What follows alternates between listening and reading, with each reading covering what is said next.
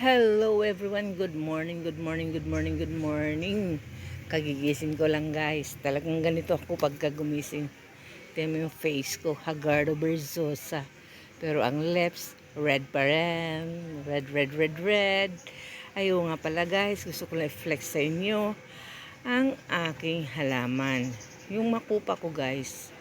Kasi nung umuwi kami ng Cebu last year, almost 4 months akong nawala kasi nasa Cebu kami. Tapos, itong aking lalab, tamad magdilig ng mga halaman ko. Kasi makupa ko guys, dying na. Akala ko patay na.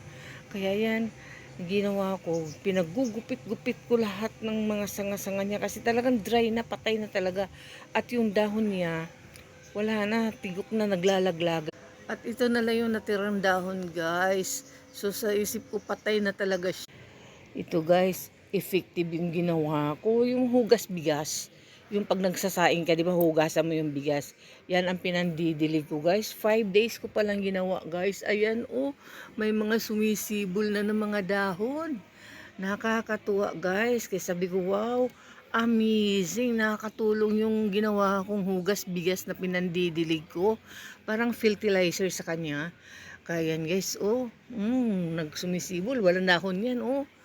Walang kadahon-dahon yan, pero may sumisibol na. Kaya natuwa naman ako. Ayan, oh, papalaki na yung dahon niya, guys, oh. Oh, ayun lang po, guys. Kaya pag meron kayong mga halaman na dying na, diligan nyo lang ng hugas bigas, guys. Makakatulong pala. Ayun lang po, guys. Thank you for watching. Hasta la besta, baby. And God bless you all.